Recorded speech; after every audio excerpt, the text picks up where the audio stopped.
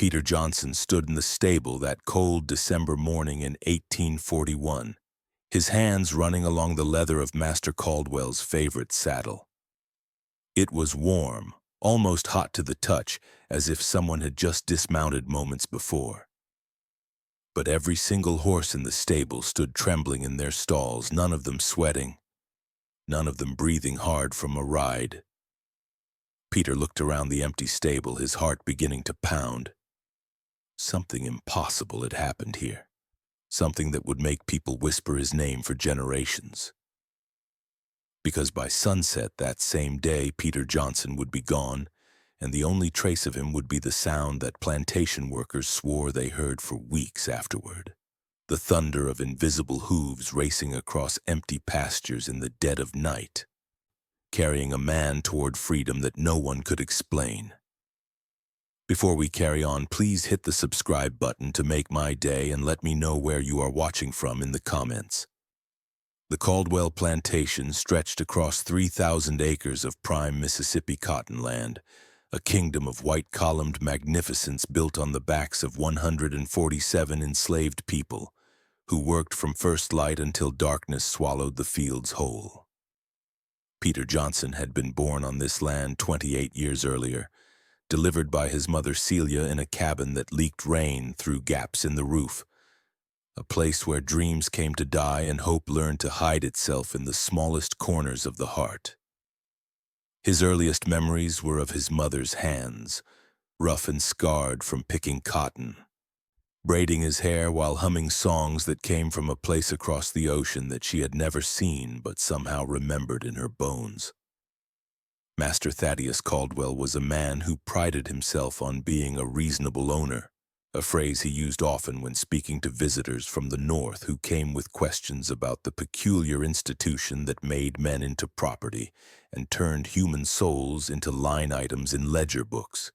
He was 42 years old, with silver beginning to thread through his dark hair, and he wore expensive suits imported from London that cost more than most of his enslaved workers would see in 10 lifetimes. He had inherited the plantation from his father at age 25, and in the 17 years since, he had transformed it into one of the most profitable operations in all of Warren County. He did not use the whip as freely as some of his neighbors, a fact he mentioned frequently, though the scars on the backs of several workers told a different story about what happened when quotas were not met or rules were broken in ways that challenged his authority. Peter had been assigned to the stables when he was 12 years old, pulled from the cotton fields because Master Caldwell had noticed something in the boy, a way he moved around the horses that was almost like magic, a gentleness that calmed even the most spirited animals. The stable master at that time was an old man named Moses who had been born in Virginia 70 years before and had forgotten more about horses than most men would ever know. Moses had taught Peter everything: how to read the mood of a horse by the set of its ears, how to treat colic and thrush, how to saddle a mount so perfectly that the rider never felt a single uncomfortable moment. Moses had died 3 winters back, and Peter had inherited his position along with the small room attached to the stable where he slept on a straw mattress that smelled of hay and leather, and the particular musk of horses that became as familiar as breathing. The morning of December 15th, 1841 began like any other morning for Peter Johnson. He woke before dawn, as he always did, when the sky was still that particular shade of purple that comes just before the sun begins its climb. He dressed in the same clothes he wore every day, rough cotton pants and a shirt that had been patched so many times it was more repair than original fabric, and he walked the 30 steps from his room to the stable proper, where 8 horses waited in their stalls for their morning feed and grooming. These horses were Master Caldwell's pride, each one worth more money than Peter could comprehend, more than most of the people who worked these fields would ever touch in their entire lives. The first horse in the line was Midnight, a black stallion with a white star on his forehead, temperamental and proud, the kind of horse that would throw a rider who did not know how to handle him. Next came Belle, a chestnut mare with kind eyes who was gentle enough for Master Caldwell's daughter to ride. Then there was Thunder, appropriately named for the sound his hooves made when he ran at full gallop. The others had names too, each one carefully chosen, each one representing a significant investment in the plantation's operations and in Master Caldwell's image as a man of refined tastes and considerable wealth. Peter fed them first, measuring out oats and hay with the precision Moses had taught him, making sure each horse received exactly the right amount. Some owners would have let the stable boy eyeball the measurements, but Moses had insisted on precision, had said that a well-fed horse was a healthy horse and a healthy horse was worth every minute of extra care. After feeding came the grooming, and this was the part of the day Peter enjoyed most. When he could run the curry comb across each horse's coat, feeling the muscles beneath the skin checking for any signs of injury or illness, talking to them in the low voice that seemed to soothe even the most nervous animals. He was grooming midnight when he noticed it, that feeling of something being wrong that starts as a whisper in the back of your mind and grows into a shout you cannot ignore. The stable felt different somehow, the air charged with an electricity that made the horses restless in their stalls. Midnight kept turning his head toward the tack room, his ears swiveling forward and back, and Peter followed the horse's gaze to see what had captured his attention. That was when he saw the saddle, Master Caldwell's personal saddle, the one made of the finest leather money could buy, tooled with intricate designs and fitted with silver fixtures that caught the early morning light. It sat on its stand exactly where it always sat, exactly where Peter had placed it the night before after cleaning it. But something was different. Something was profoundly, impossibly wrong. Peter walked slowly toward the tack room, his bare feet silent on the stable floor. He reached out and touched the saddle, expecting to feel the cool smoothness of leather that had been sitting undisturbed through the night. Instead, his fingers met warmth, the kind of warmth that comes from body heat, from a saddle that has just been used, from leather that has been pressed against the flanks of a running horse and the legs of a rider pushing that horse to its limits. His heart began to beat faster. He looked around the stable, confirming what he already knew. Every horse was in its stall. Every horse was calm now, though they had clearly been disturbed by something, but none of them showed signs of having been ridden. No sweat darkened their coats. No foam gathered at the corners of their mouths. Their breathing was normal, not the deep, hard breathing of animals that had just been pushed through a hard ride. Peter's hands began to shake. He had grown up on this plantation hearing stories, tales whispered in the quarters after dark, about things that could not be explained by the harsh logic of daylight. Stories about ancestors who could fly back to Africa when the pain became too much to bear. Stories about people who could walk between worlds, who could be in two places at once, who knew things they had no way of knowing. His mother had told him these stories were just that, stories, ways for people to hold on to hope when hope was a dangerous thing to possess. But now, standing in this stable with a warm saddle under his hands and no explanation that made sense, Peter wondered if perhaps some stories were more than just wishes spoken into the darkness. He heard footsteps approaching the stable and his entire body went rigid with fear. It was Master Caldwell. He could tell by the sound of the expensive boots on the gravel path, by the confident stride of a man who owned everything his gaze fell upon. Peter quickly moved away from the saddle, grabbing a bridle that needed cleaning and beginning to work on it with hands that he forced to remain steady. Master Caldwell entered the stable with the air of someone conducting an inspection of his property. He was dressed for riding, wearing high boots and a coat that probably cost more than Peter's mother had been sold for when she was 14 years old. His eyes swept across the stable, checking that everything was in order, that his property, both animal and human, was behaving as expected.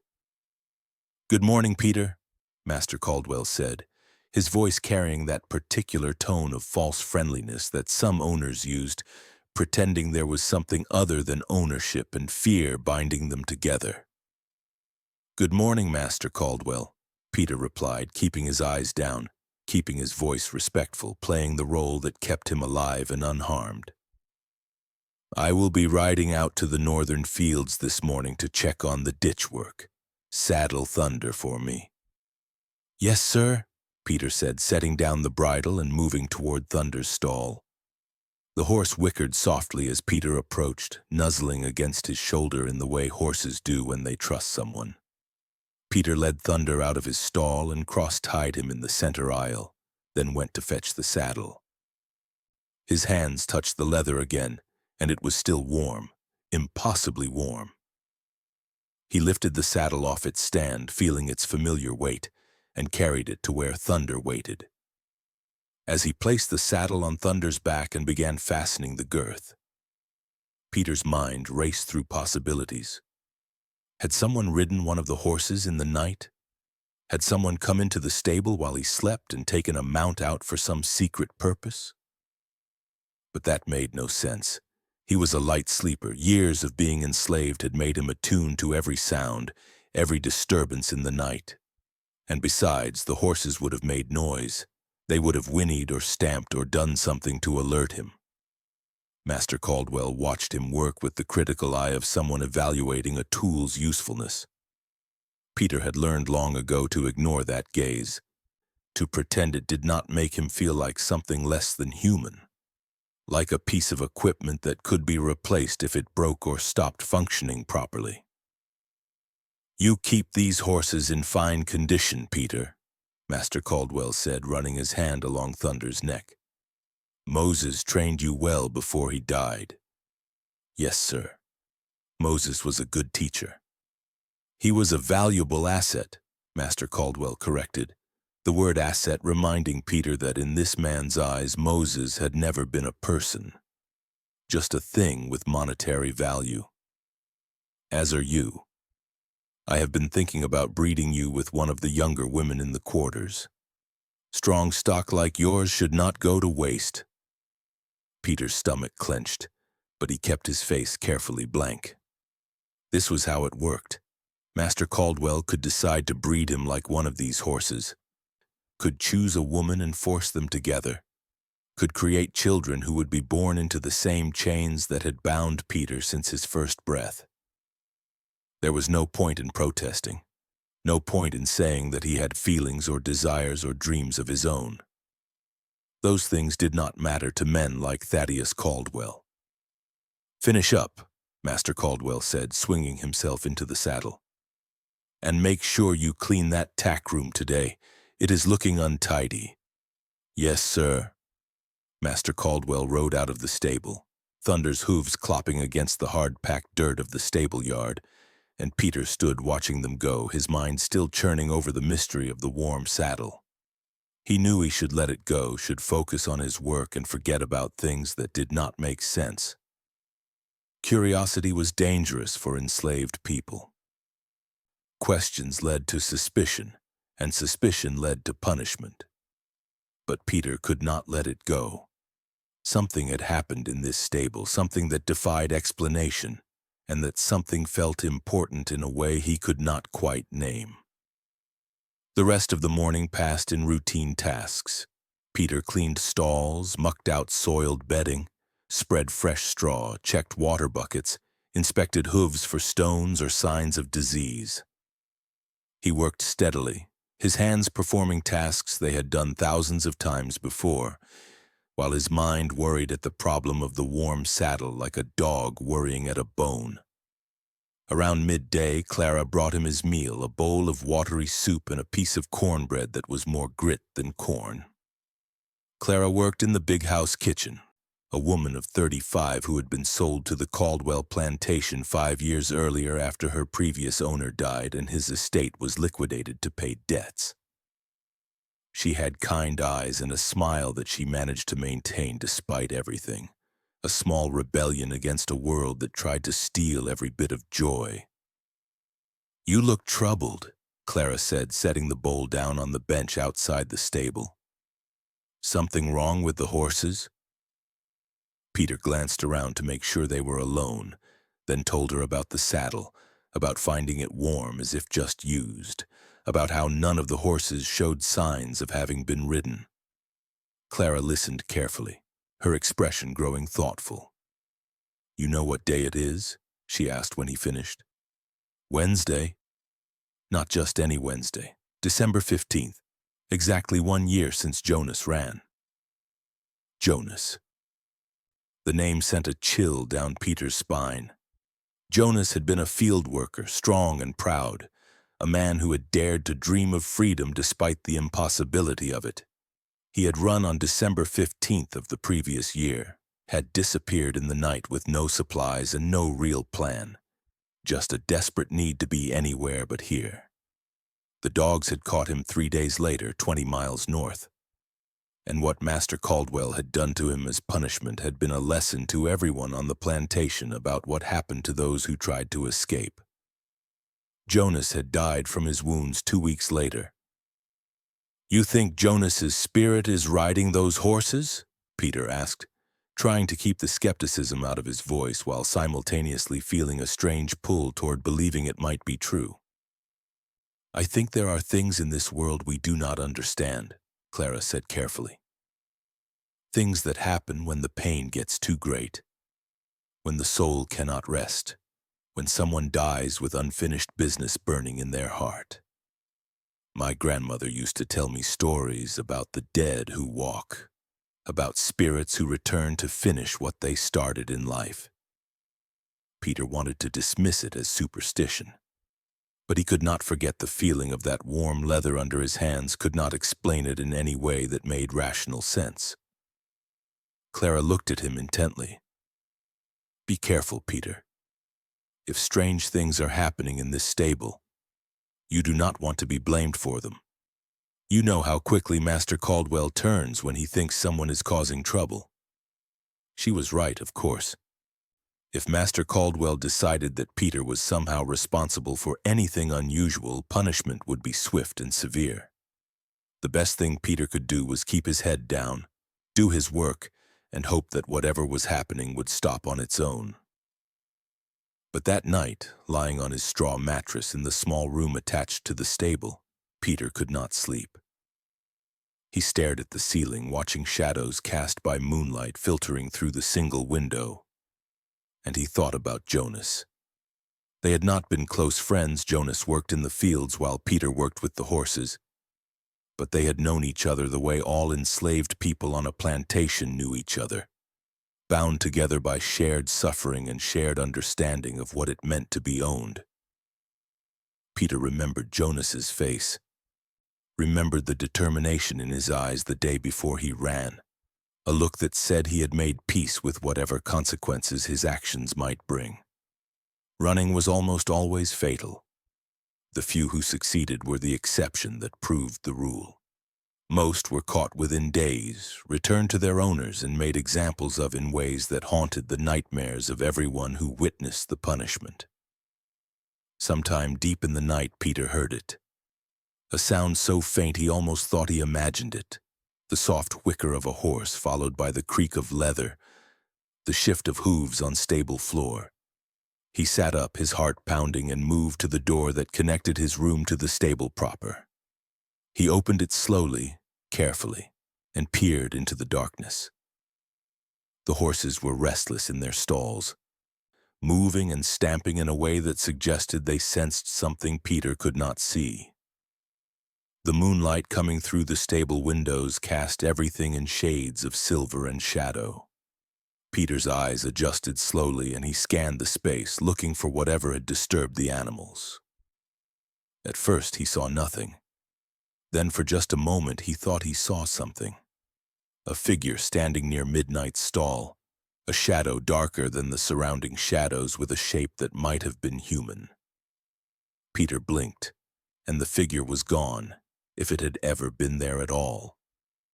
He stood frozen in his doorway for what felt like hours but was probably only minutes, listening to his own breathing, listening to the horses slowly settle back into calmness, listening to the night sounds of crickets and distant owls. Finally, when nothing else unusual happened, he retreated back to his room and lay down, though sleep did not come easily. The next morning, the saddle was warm again. Peter found it that way when he entered the stable at dawn, the leather radiating heat as if someone had just dismounted. This time he checked every horse carefully, looking for any sign that one of them had been ridden. He found nothing. No sweat, no labored breathing, no dirt on their legs that might suggest a midnight ride, nothing that explained the impossible warmth of the leather. Peter spent that entire day in a state of nervous tension, waiting for something to happen, for someone to accuse him of something, for the world to make sense again. But nothing happened. Master Caldwell rode out on Thunder again, commented favorably on the condition of the tack, and returned without incident. The other owners who worked around the plantation went about their business. The sun rose and set as it always did. But that night Peter heard the sound again. Hooves moving in the stable, leather creaking, the soft sound of a horse's breath. And this time, when he opened his door and looked into the stable, he saw it clearly. A figure standing beside Midnight's stall. A man's shape outlined in moonlight, except the moonlight seemed to pass through him rather than reflect off of him. "Jonas?" Peter whispered, the name escaping his lips before he could stop it. The figure turned, and Peter saw a face he recognized, Jonas's face, but translucent, like looking at someone through water. The figure, the spirit, the ghost, whatever it was, looked at Peter with eyes that held depths of sorrow and rage and determination. "I am still running," Jonas said, his voice a whisper that seemed to come from everywhere and nowhere. "Every night I saddle up and I ride. I ride north toward freedom I never reached. I ride because my body is dead, but my spirit refuses to be enslaved. I ride because even death cannot stop me from seeking what was stolen from me in life." Peter's rational mind told him this was impossible, that ghosts did not exist, that dead men did not rise to ride horses in the night. But he could not deny what his eyes showed him, could not dismiss the warmth of the saddle or the testimony of his own senses. "Why?" Peter asked. "Why come back here? Why not just rest?" "There is no rest for those who die in chains," Jonas replied. "Not until those chains are broken. I ride to remind myself I am still fighting. I ride to inspire others to fight. I ride because freedom is worth dying for, and death cannot erase that truth." "You are scaring the horses," Peter said, a ridiculous thing to say to a ghost, but he did not know what else to say. "Good," Jonas said. "Let them be scared. Let them remember that the natural order of things is not what Master Caldwell claims it is. Let them remember that we are all meant to run free." The figure began to fade, becoming more translucent until finally it disappeared entirely, leaving Peter alone in the moonlit stable with horses that were no longer restless but stood quietly in their stalls, as if they too had made peace with the presence of something beyond normal understanding. Peter did not sleep at all that night. He lay on his mattress and thought about what Jonas had said, about freedom and fighting and refusing to accept enslavement even in death. He thought about his own life, about the years stretching ahead of him, more of the same endless work, more of Master Caldwell's ownership, more of existing as property rather than person. He had never seriously considered running before. The risks were too great, the likelihood of success too small. But Jonas's ghost had stirred something in him, a yearning that he had buried deep because yearning for the impossible was a path to heartbreak and death. Over the following nights, Jonas appeared again and again. Sometimes Peter saw him clearly, saddling Midnight or Thunder or Bell and leading them out of their stalls. Sometimes Peter only heard him, the sound of hooves and leather and a whispered voice talking about freedom and dignity and the refusal to accept chains. The horses grew accustomed to the ghostly presence, no longer frightened but seeming to understand that Jonas meant them no harm, that he was using them as vessels for his continued rebellion against the system that had killed him. Peter began to talk to Jonas during these nightly visits. He would stand in the doorway between his room and the stable, and he would speak to the ghost about his own fears and dreams, about his mother who had died when he was 20, about Moses who had taught him his trade, about the life he wished he could live but knew was impossible. Jonas listened, or seemed to listen, and sometimes offered replies that were equal parts encouragement and warning. "You have a chance I never had," Jonas said one night, his translucent hand running along Midnight's mane. "You work with these horses, you know them, you understand them. If you decided to run, you could take one of them, could cover ground faster than I ever could on foot." "They would catch me," Peter said. "They always catch runners." "Most runners," Jonas corrected. "Not all. Some make it. Some find their way to freedom. The Underground Railroad is real, Peter. There are people who help, both black and white, who believe slavery is wrong and who risk everything to assist those brave enough to seek freedom. And if I am caught, Master Caldwell would kill me." "He might," Jonas agreed. "Or he might do worse. But is a long life in chains better than a short life spent fighting for freedom? Is existing as property better than dying as a man?" These were dangerous questions, the kind that could burrow into your mind and take root and grow into actions that could not be undone. Peter knew he should ignore them, should focus on survival and forget about impossible dreams. But the questions haunted him during the day as he worked, and they grew louder in his mind with each passing night. One evening in late December, 3 weeks after Jonas first appeared, Master Caldwell called Peter up to the big house. This was unusual. Stable workers rarely had business in the main house, and being summoned there was generally a sign that something was wrong. Peter walked up the gravel path with his heart pounding, trying to think of anything he might have done to warrant punishment. Master Caldwell received him in his study, a room lined with books that Peter was forbidden to read, filled with furniture that cost more than most people would earn in a lifetime. The master sat behind a large desk, and he looked at Peter with an expression that was hard to read. "I have sold you," Master Caldwell said without preamble. "A gentleman from Alabama, a Mr. Richard Hartwell, is expanding his operations and needs an experienced stable master. He is offering me $800 for you, which is more than I paid when I bought you from the estate sale where I acquired you as a child. You will leave at the end of the week." The words hit Peter like a physical blow. Sold. He was being sold, torn away from the only place he had ever known, sent to Alabama to work for a stranger. He would leave behind Clara and the few other people on this plantation who had become something like family. He would leave behind his mother's grave marked by a simple stone in the burial ground beyond the quarters. He would leave behind everything familiar, however painful that familiarity might be.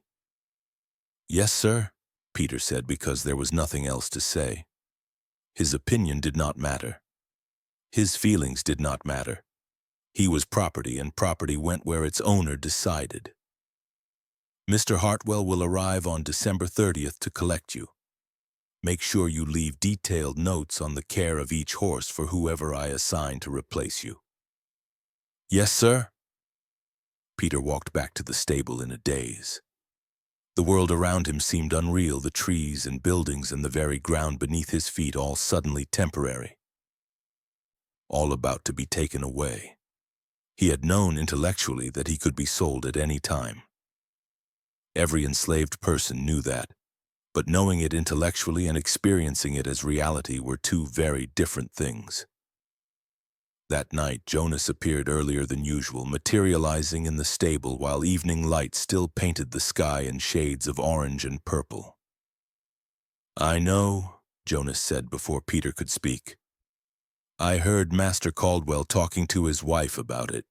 You are being sold to Alabama."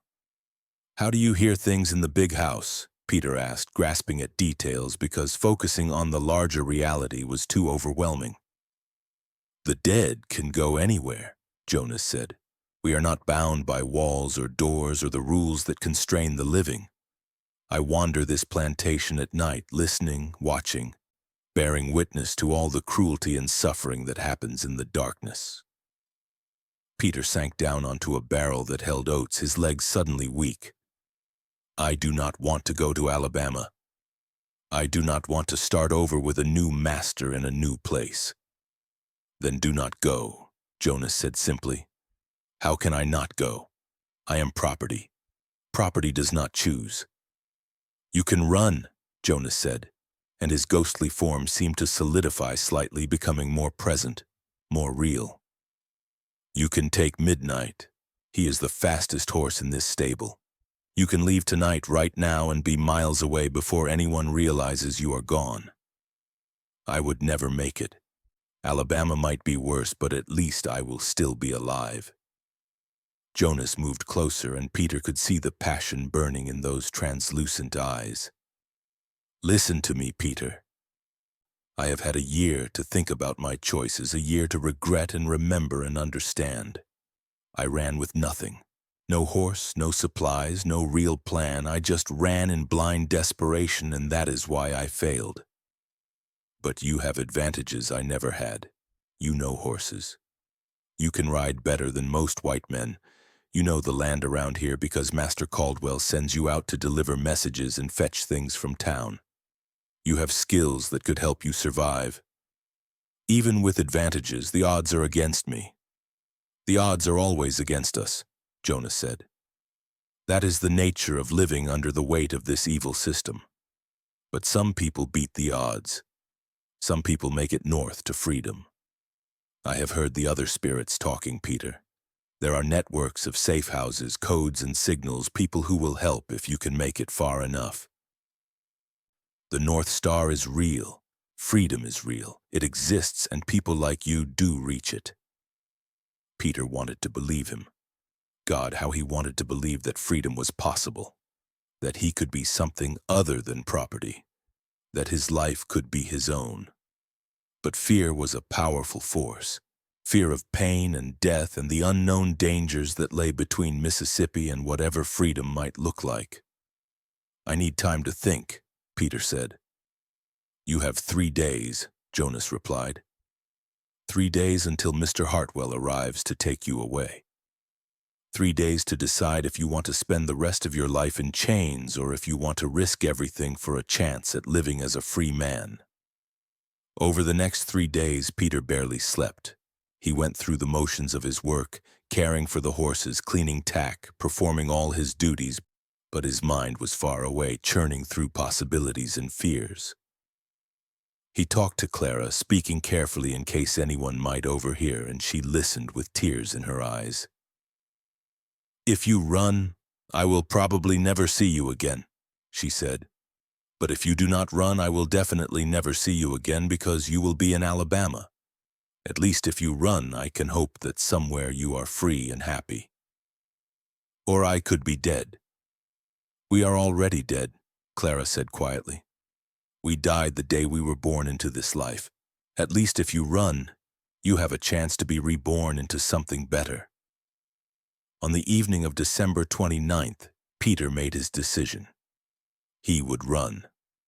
The fear did not go away, but beneath the fear was something stronger, a desperate need to try, to refuse to accept being sold like livestock, to honor Jonas's memory by attempting what Jonas had died trying to achieve. He waited until deep night, until he was certain everyone on the plantation was asleep. He packed a small bag with the few possessions he owned, things that might be useful on the road. He took some dried meat and bread from the stable stores, not enough that it would be immediately missed, but enough to keep him alive for a few days.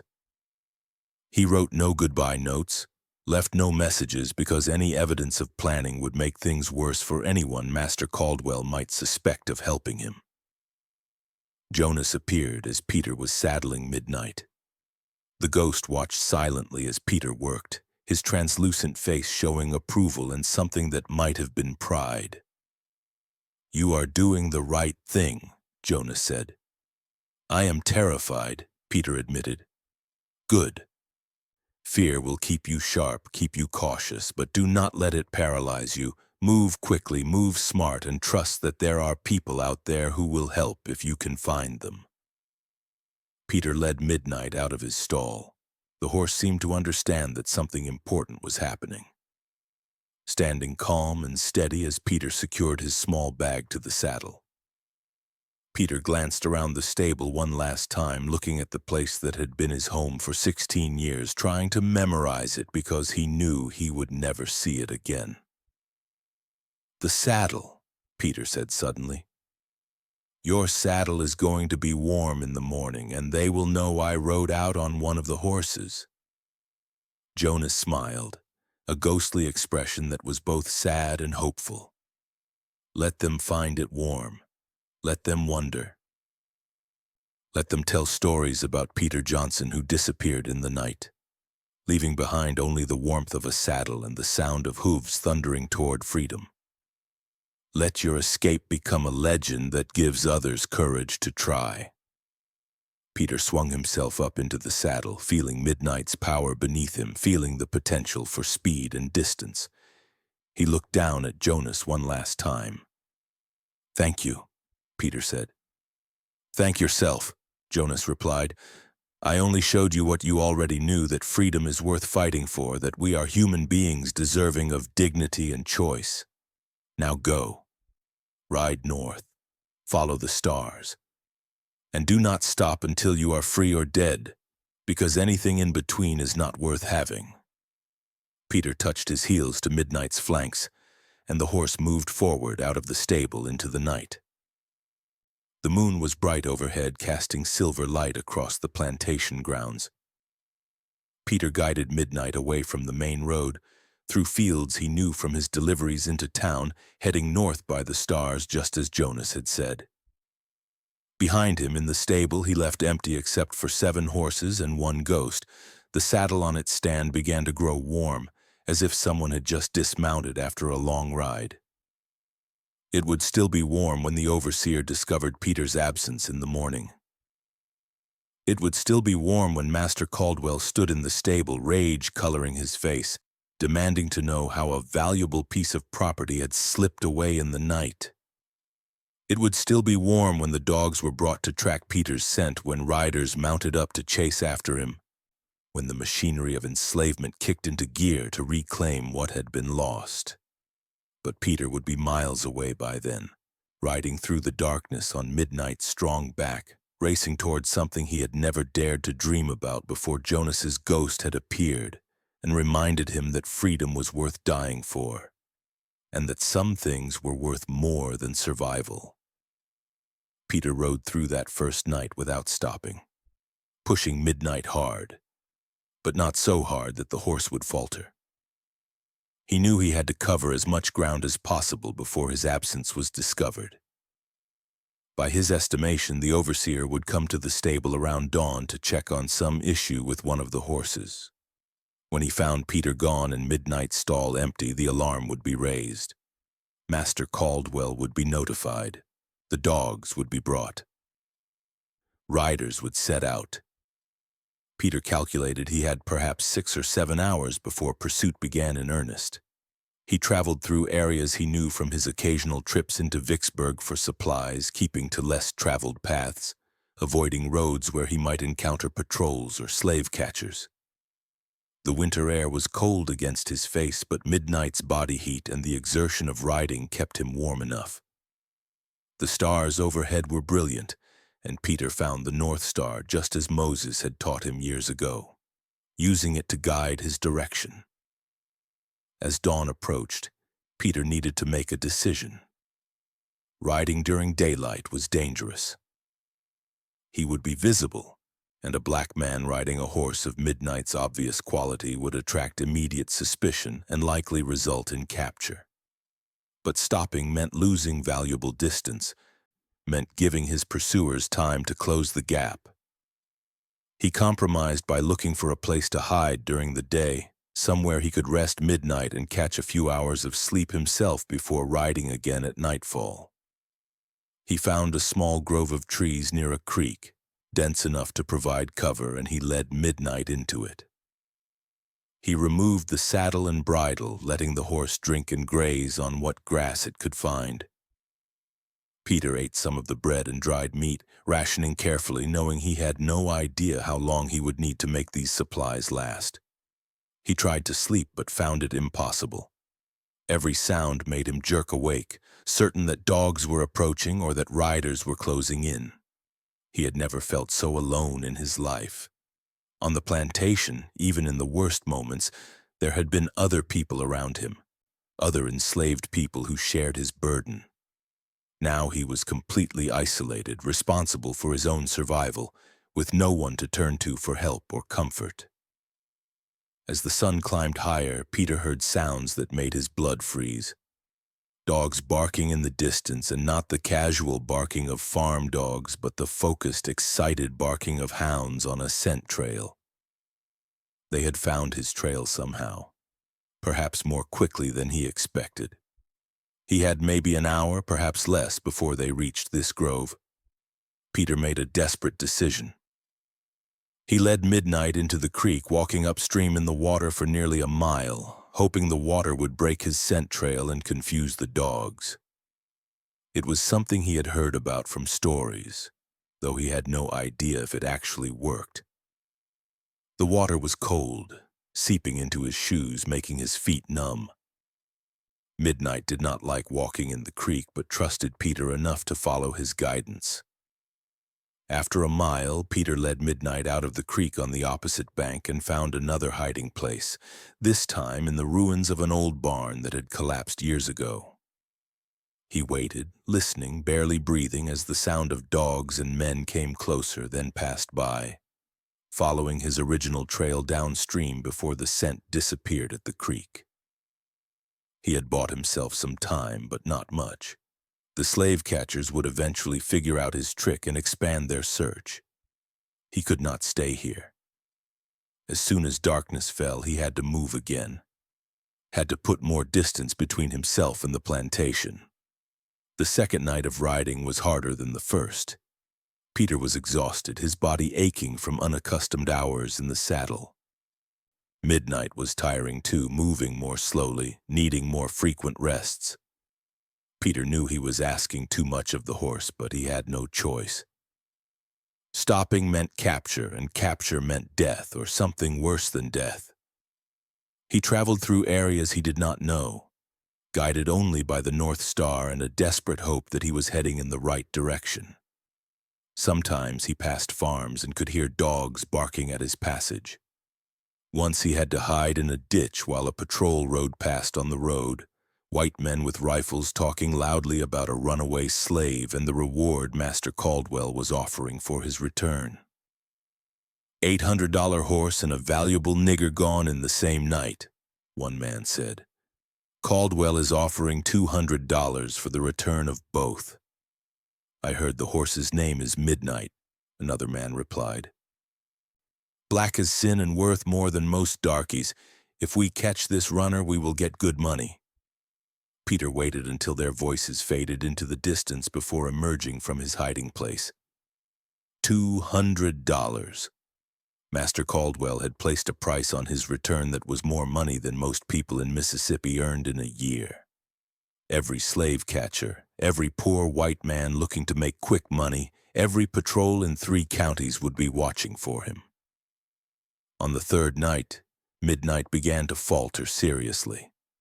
The horse had been pushed too hard for too long, and even his impressive strength had limits. Peter had to slow their pace significantly, walking more than riding, giving the horse time to recover. This meant covering less ground, which meant more risk. But Peter could not bring himself to destroy Midnight through overuse. Even in the desperation of his flight, he could not treat the horse as mere transportation. Midnight had carried him this far, had trusted him, had given everything he had. Peter owed him care in return. They reached a crossroads and Peter dismounted, studying the signs that had been posted there. He could read, something Moses had taught him in secret years ago, a skill that was illegal for enslaved people to possess but that Moses had insisted was necessary. The signs pointed to different towns and cities, and one of them indicated that Corinth was 40 miles to the north. Corinth. Peter remembered Moses talking about it, remembered him saying that Corinth was a railroad town, which meant it might have connections to the other kind of railroad, the underground railroad that helped enslaved people escape to freedom. It was a slim hope, but it was the only hope Peter had. He decided to aim for Corinth. It would take him several more nights of travel, especially at the slower pace midnight required. He would have to find food somehow for both himself and the horse. His supplies were already running low, and he could not risk going into towns to buy more, not with his description being circulated and a reward on his head. The fourth day, Peter made a discovery that would change everything. He was hiding in another grove of trees, trying to rest, when he heard someone approaching. He grabbed Midnight's bridle, ready to run, but then he saw that the person approaching was a black woman, elderly, carrying a basket. She saw him and stopped, her eyes taking in his situation, the exhausted horse, his worn appearance, the fear in his eyes. "You are running," she said. It was not a question. Peter did not answer, did not know if he should trust her. She could be free or she could be enslaved. She could help him, or she could turn him in for the reward. "I am Mama Ruth," the woman said. "I am free and I help people like you. The house with the red door 2 miles north of here, that is a safe place. You can rest there during the day, get food, get help for your horse. But you have to go now before the patrols come through this area on their afternoon rounds." "How do I know you are telling the truth?" Peter asked.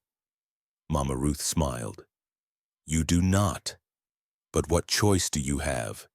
Keep running on an exhausted horse with no food, or trust that maybe, just maybe, not everyone in this world is your enemy?" She was right. Peter had no choice. He nodded. And Mama Ruth gave him specific directions to the house with the red door, then disappeared back the way she came. Peter found the house exactly where Mama Ruth had said it would be. It was a small structure, unpainted except for the front door, which was indeed red. He approached cautiously, watching for any signs of a trap, but saw none. He knocked on the door, his heart pounding, ready to run if needed. A man opened the door, a free black man named Jacob, who took one look at Peter and Midnight and gestured them inside quickly. The house had a small barn behind it, and Jacob helped Peter get Midnight settled, providing oats and water, examining the horse with a practiced eye. "You have ridden this animal nearly to death," Jacob said, not unkindly. "He needs at least 2 days of rest before he should travel again." "I do not have 2 days," Peter said. "They are hunting me. There is a reward." "There is always a reward," Jacob replied. "But if you kill this horse, you will not make it another 10 miles. The Underground Railroad works best when people are smart about it, when they take necessary breaks, when they let us help them. You can stay here today and tomorrow. We will watch for patrols. Day after tomorrow at nightfall, I will give you directions to the next safe house, 15 miles north."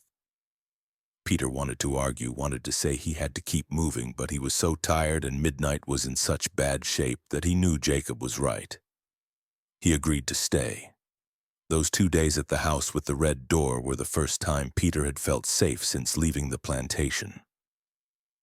Jacob and his wife Mary fed him, gave him clean clothes to replace his worn ones, tended to Midnight with skill that rivaled Peter's own. They explained how the Underground Railroad worked, how there was a network of safe houses stretching from the Deep South all the way to Canada, how people risked everything to help enslaved people escape. "Why do you do this?" Peter asked Jacob. "You are free. You are not enslaved. Why risk your freedom to help people like me?" Jacob looked at him for a long moment before answering. I was born free, but my father was not. He escaped when I was a baby, made it all the way to Pennsylvania before he finally felt safe enough to stop running. He told me stories about what it was like to be enslaved, and he made me promise that if I ever had the chance to help others escape that evil system, I would do it. So I bought this land, built this house, painted the door red, and I have been helping people run north for 15 years now. Some make it all the way to Canada. Some get caught and sent back. But every person who tries is a rebellion against the entire system of slavery. And that is worth any risk. On the evening of the 6th day since leaving the Caldwell plantation, Peter set out again, this time with specific directions to the next safe house, with food supplies for both himself and Midnight, with hope that had been restored by the kindness of strangers. Jacob had drawn him a map, marked with symbols that Peter memorized before burning the paper, symbols that would tell him which houses were safe and which to avoid. The journey north continued. Peter traveled from safe house to safe house, always at night, always watching for patrols and slave catchers. Sometimes he went days without seeing anyone except the people who helped him. Sometimes he had close calls, like the time he had to hide in a root cellar while slave catchers searched the very house he was hiding in. Or the time Midnight threw a shoe and Peter had to find a blacksmith who could be trusted not to ask questions. Weeks passed. Peter crossed from Mississippi into Tennessee, then from Tennessee into Kentucky. The weather grew colder as winter deepened. Snow fell, which made travel harder, but also made it easier to see any pursuit. Midnight recovered from his initial exhaustion and settled into the rhythm of their journey, walking steadily through the nights, resting during the days in whatever safe place they could find. Peter met dozens of people during his flight, both enslaved people who were also running and free people who risked everything to help. He heard stories that broke his heart, and stories that filled him with admiration for human courage and kindness. He learned that the world was more complex than the plantation had led him to believe, that not all white people supported slavery, that freedom was not just a dream but a real place that people reached if they were brave enough and lucky enough. In Kentucky, Peter met a Quaker family named the Worthingtons who ran a safe house disguised as a regular farm. They told him he was close now, that the Ohio River was only 3 days' travel. And beyond that river lay Ohio, a free state where slavery was illegal. If he could cross that river, he would be almost safe, almost, because slave catchers still operated in Ohio. And the fugitive slave law meant he could be captured and returned even in a free state. But it was a major milestone, a line between slavery and potential freedom.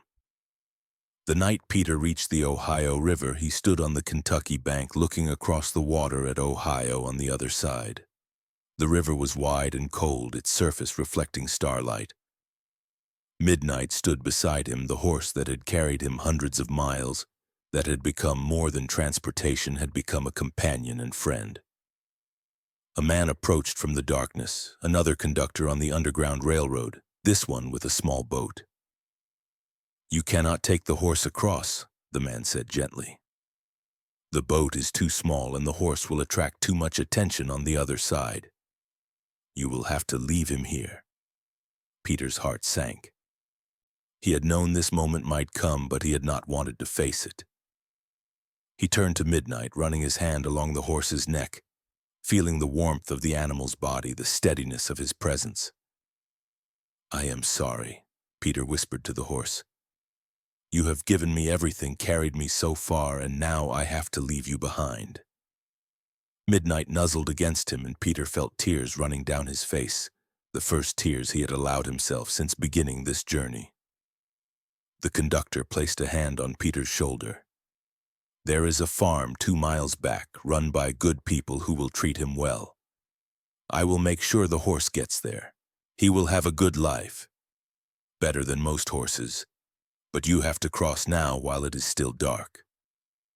Peter nodded. He removed Midnight's bridle and saddle, leaving the horse free. He touched his forehead to Midnight's one last time, then forced himself to turn away and climb into the boat. The conductor began rowing across the river, and Peter watched Midnight standing on the Kentucky shore, a dark silhouette against the night sky, until the horse finally turned and walked away, back toward wherever horses went when their riders left them behind. The crossing to Ohio took less than an hour, but it felt like a lifetime. When Peter's feet touched Ohio soil, he fell to his knees, overwhelmed by the magnitude of what he had done. He had run. He had escaped. He was in a free state, standing on ground where slavery was illegal, breathing air that free people breathed. But the journey was not over. Peter still had to reach Canada, which was hundreds of miles further north. Slave catchers still operated in Ohio. He was still in danger. But he had crossed a river, had passed from one world into another, and that achievement was something that could never be taken away from him. Peter continued north through Ohio, through more safe houses, meeting more people who helped him. He worked odd jobs along the way, earning money for food and supplies, learning what it meant to be paid for labor rather than forced to work without compensation. He crossed into Michigan, then traveled to Detroit, where the final crossing awaited him. On a cold night in late February of 1842, almost 3 months after leaving the Caldwell plantation, Peter Johnson crossed the Detroit River into Canada. He stood on Canadian soil in a place where slavery was illegal and where slave catchers had no power, and he finally allowed himself to believe that he was free. He found work in a small town near Windsor, working with horses for a farmer who asked no questions about Peter's past. He learned to read and write properly, attended a church where black people worshipped without fear, made friends with other formerly enslaved people who had made the same impossible journey he had made. Sometimes late at night, Peter thought about the plantation he had left behind. He thought about Clara and wondered if she was well. He thought about the horses in the stable, hoped that whoever replaced him treated them with kindness. He thought about Jonas, the ghost who had inspired his escape, and he wondered if Jonas's spirit still rode those horses in the night, or if somehow his mission had been completed when Peter successfully reached freedom. Peter never returned to Mississippi. It would have been death to do so, and besides, the life he built in Canada was too precious to risk. He eventually married a woman named Sarah, who had also escaped slavery, and they had children who were born free, who would never know chains, who would grow up in a world where they were recognized as human beings with rights and dignity. Years later, Peter heard stories about the Caldwell plantation. He heard that the tale of his escape had become something of a legend, that people whispered about the slave who left one night on the master's finest horse, leaving nothing behind but a warm saddle. Some said it was ghosts who helped him escape. Some said he had supernatural powers. Some said he died in the woods, and it was his ghost that people heard riding across empty fields on cold nights. Peter smiled when he heard these stories. Let people believe what they wanted. The truth was simpler and also more miraculous than any ghost story. He had been terrified. He had made desperate choices. He had been helped by strangers who risked everything for no reward, except the knowledge that they were doing right. He had survived through luck and determination and the kindness of people he would never see again. The warm saddle in the stable, the phantom hooves that people claimed to hear, those were just stories. But stories had power. If the legend of his escape gave other enslaved people courage to try their own flight toward freedom, then let the stories spread. Let people whisper about Peter of Mississippi, who left the horse saddle warm but the stable empty, who vanished into the night and never came back, who proved that escape was possible, that freedom could be reached, that slavery could be defeated one brave soul at a time. Peter lived a long life in Canada. He worked with horses until he was too old to do the physical labor anymore. Then he spent his final years telling his story to anyone who would listen. He wanted people to remember, wanted them to understand what slavery had been like, wanted them to know the names and faces of people who had helped him along the Underground Railroad. He wanted Jonas to be remembered, the man whose spirit had inspired his flight. He wanted Midnight to be remembered, the horse who had carried him toward freedom. He wanted all of it to be remembered because forgetting would mean those sacrifices and that suffering meant nothing. When Peter died at age 73 in 1886, nearly half a century after his escape, he was buried in a cemetery in Windsor, Ontario. His gravestone read simply, Peter Johnson, born into slavery, died free. His children and grandchildren stood at his grave and told stories about his courage, about the night he rode away from the plantation on Midnight's back, following the North Star toward a freedom he had been told was impossible but had proven to be real. And somewhere, in the collective memory of people who refused to forget, the story lived on. The story of warm saddles and ghostly hooves. The story of a man who chose danger over safety, freedom over survival, dignity over submission. The story of Peter of Mississippi, who left the horse saddle warm but the stable empty, who proved that even in the darkest times, even under the weight of the most oppressive systems, the human spirit could not be enslaved, could not be broken, could not be stopped from seeking the freedom that was every person's birthright. The stable at the Caldwell plantation was eventually torn down and rebuilt. The horses were sold. The plantation itself declined after the Civil War ended slavery in the United States. But the story remained, passed down through generations, a reminder of courage and resistance, a testament to the people who fought for freedom when freedom seemed impossible.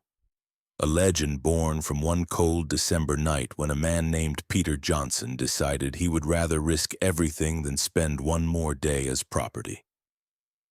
And if on quiet nights in Mississippi people still claim to hear the sound of hooves thundering across empty fields, if they still whispered about warm saddles and vanishing slaves, well, perhaps that was just the wind.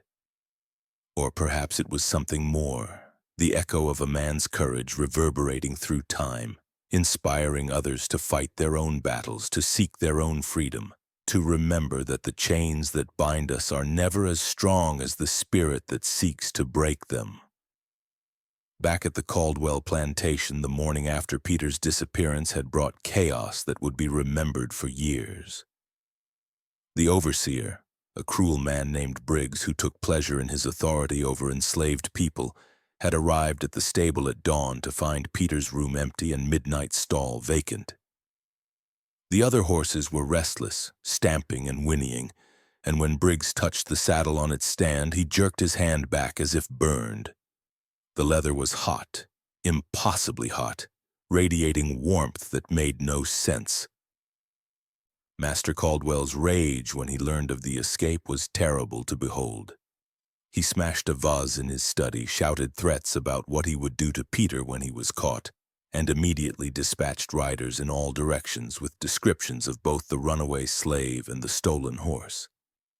He contacted every slave catcher in 3 counties, posted rewards in town squares, and even hired a particularly notorious hunter named Cyrus Webb who claimed he had never failed to return a runaway to their owner.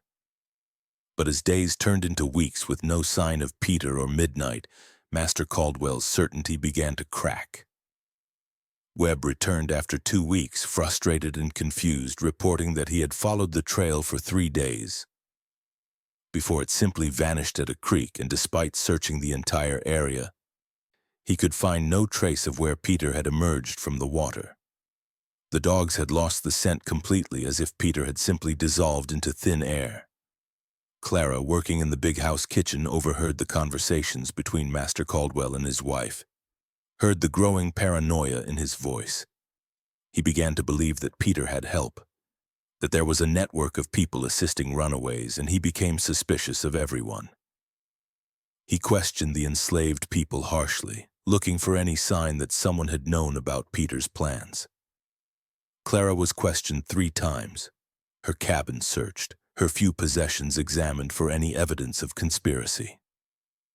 She answered every question carefully, truthfully saying she had known nothing about when Peter would run, which was technically true since Peter had not told her the specific night. The legend of the warm saddle grew with each retelling. Some of the enslaved people claimed they saw Jonas's ghost riding midnight back to the stable on the nights following Peter's escape, returning the horse to its stall before dawn, only for people to discover in the morning that midnight was still gone, still carrying Peter toward freedom. Others swore they heard 2 sets of hooves on those nights, Jonas and Peter riding together, the dead helping the living reach the freedom that had been denied to both in life. Master Caldwell hired a new stable hand, a young man named Isaac who had been working in the fields. Isaac was terrified of the assignment, convinced the stable was haunted, and he refused to sleep in the small room where Peter had lived. The warm saddle phenomenon continued sporadically for months after Peter's escape. Sometimes Isaac would arrive in the morning to find the saddle radiating heat, and the horses would be agitated as if they had been disturbed during the night. Master Caldwell had the saddle examined by a leather worker who could find nothing wrong with it. No explanation for why it would sometimes be warm when logic said it should be cold. The escape had consequences beyond just the loss of property. Other enslaved people on the plantation began to whisper more openly about freedom. About the possibility of escape, Master Caldwell responded with increased brutality, making examples of anyone who showed the slightest hint of defiance, trying to crush the hope that Peter's successful flight had kindled. But hope, once lit, is difficult to extinguish completely.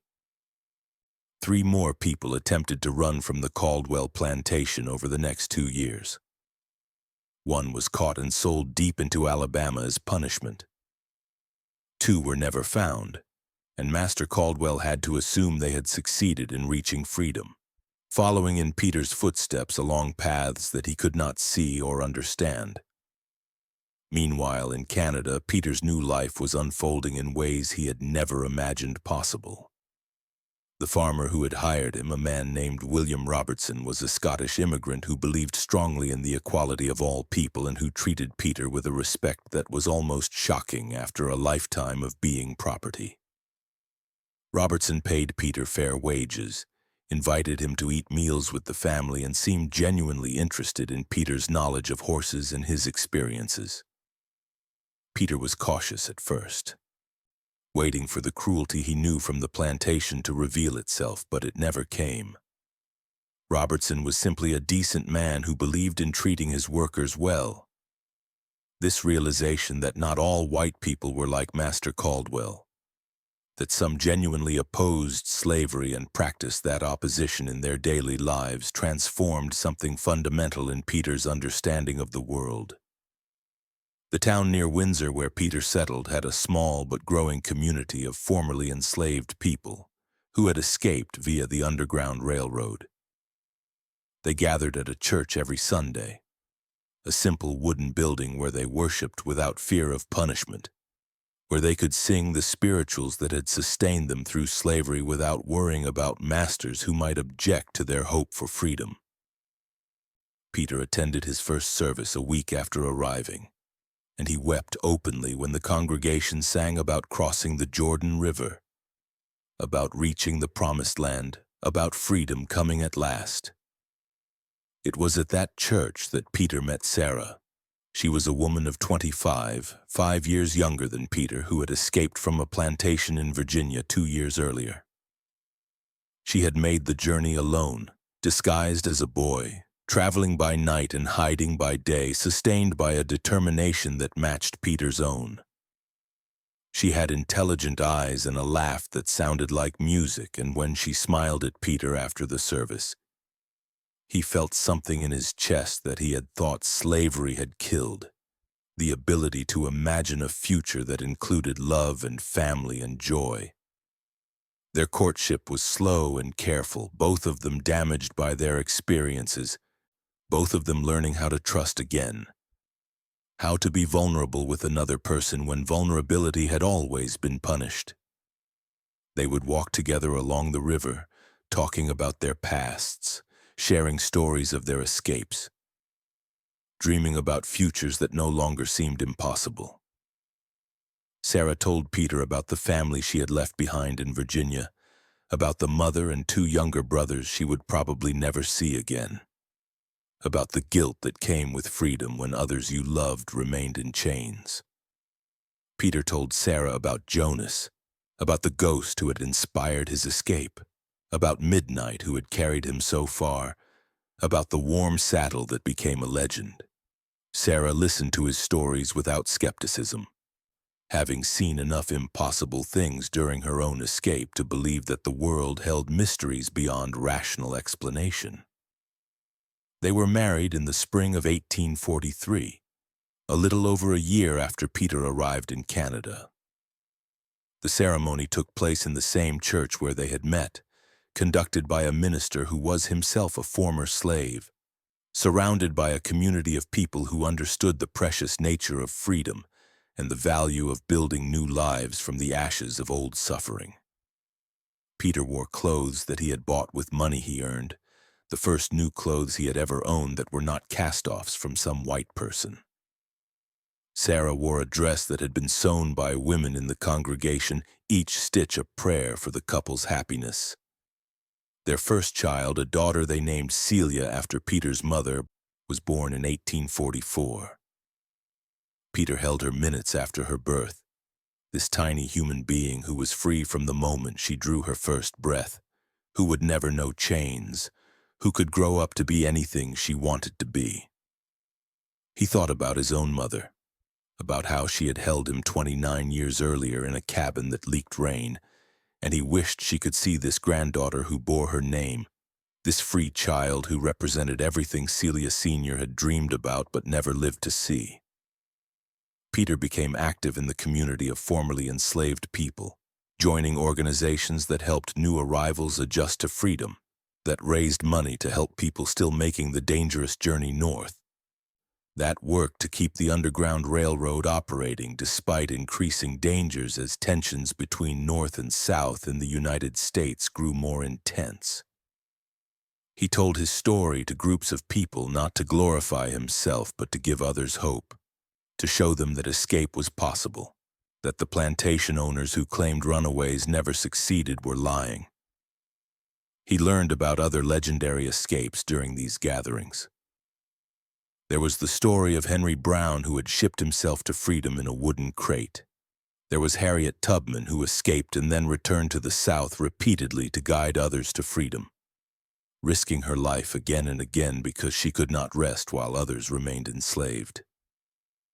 There was Frederick Douglass who not only escaped but became a powerful voice against slavery, writing and speaking and forcing the world to confront the evil of the system.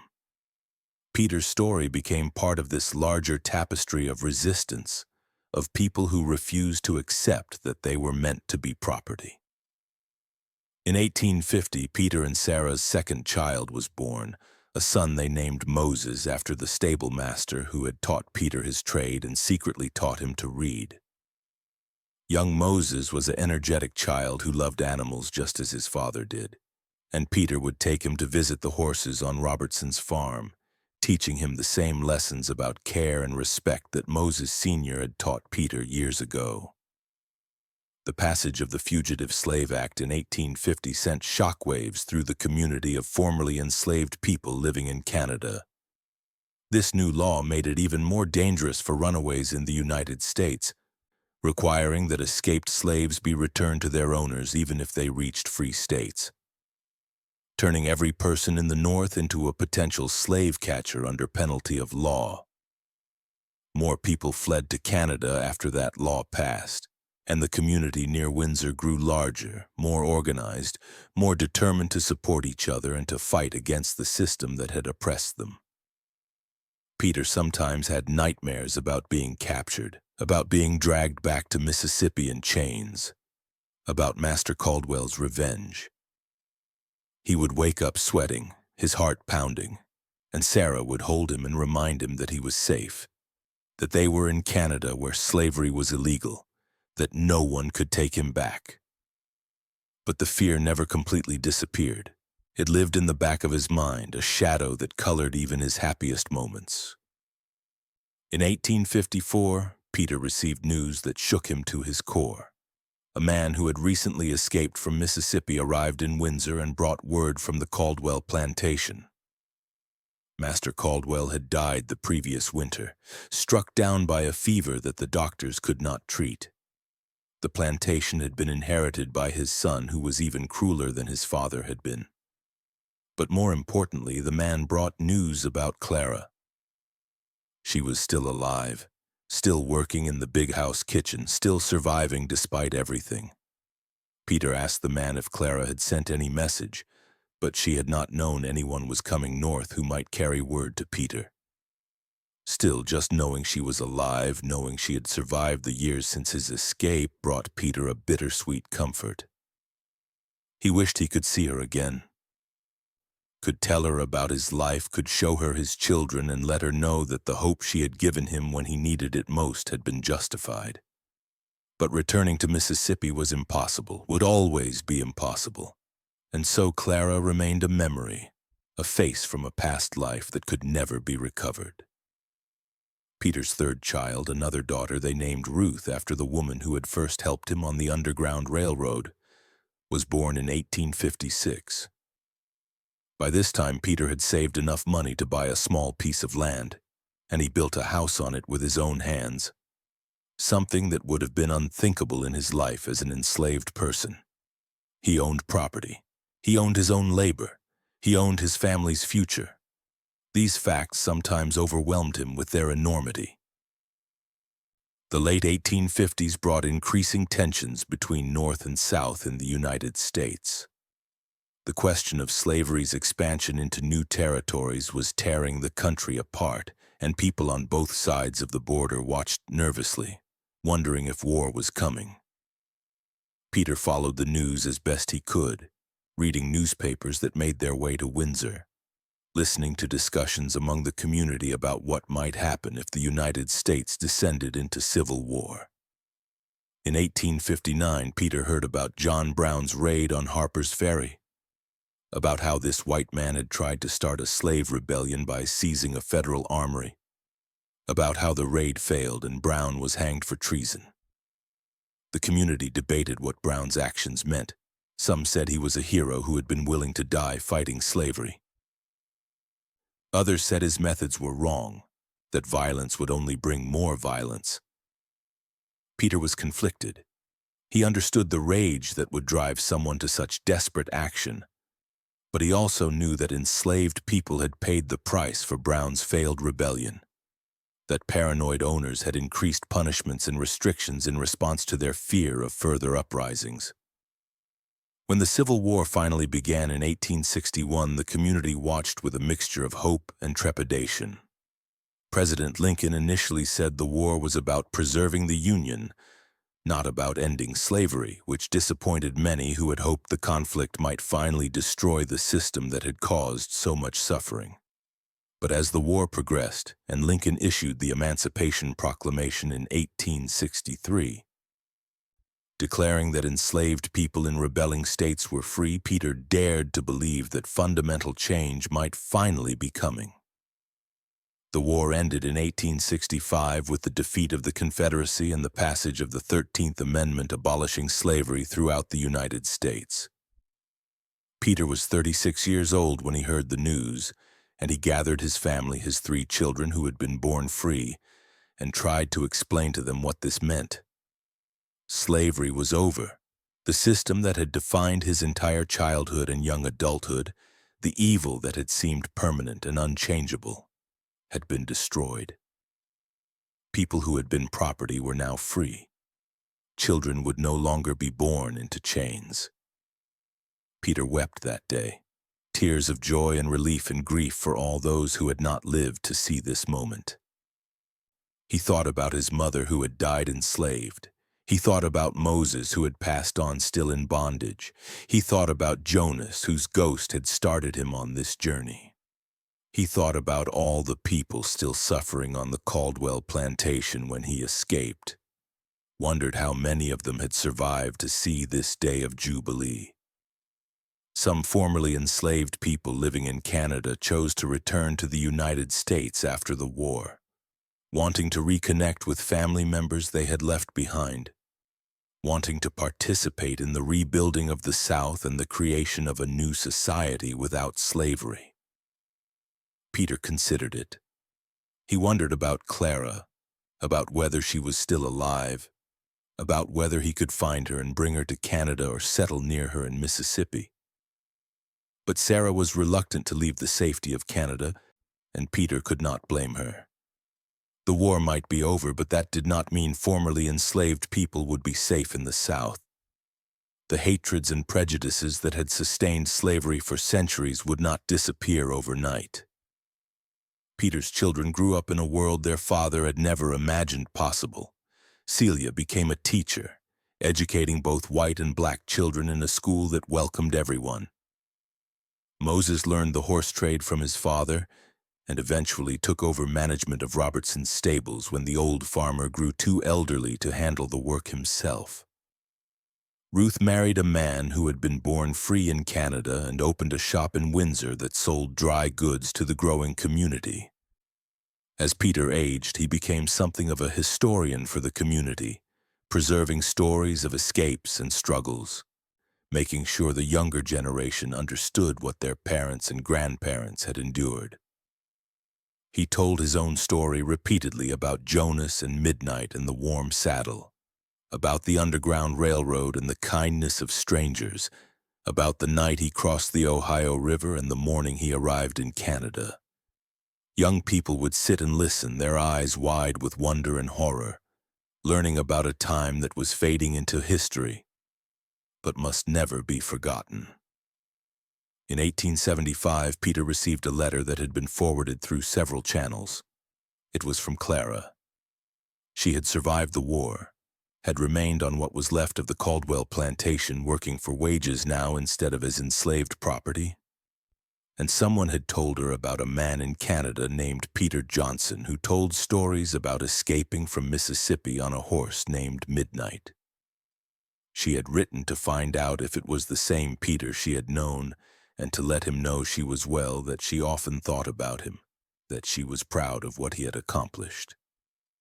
Peter wrote back, a long letter describing his life, his wife, his children, his work, everything he had experienced in the 34 years since he had last seen her. He invited her to visit if she ever wanted to come to Canada.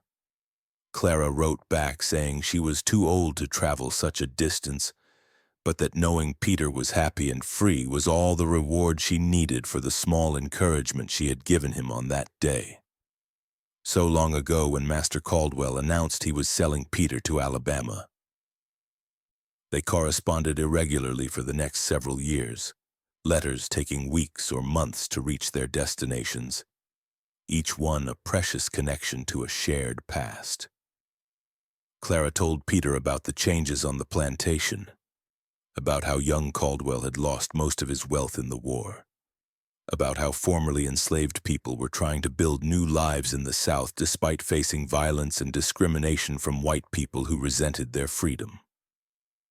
Peter told Clara about Canada, about his children and grandchildren, about the community of formerly enslaved people who had built lives of dignity and purpose in this northern land. Clara died in 1882, and Peter received the news from her daughter, a woman who had been born enslaved but who was now free and raising her own children in freedom. Peter mourned Clara's death, this woman who had been a friend in the darkest time, whose kindness had mattered when kindness was dangerous. He planted a tree in her memory in his yard, a maple that would grow strong and provide shade for future generations. Peter's own health began to decline in his 70s. The hard years of slavery and the difficult journey to freedom had taken their toll on his body, and he moved more slowly, his hands arthritic from decades of work. But his mind remained sharp, and he continued telling his story until the very end, determined that the memory of what slavery had been and what freedom cost should never be lost.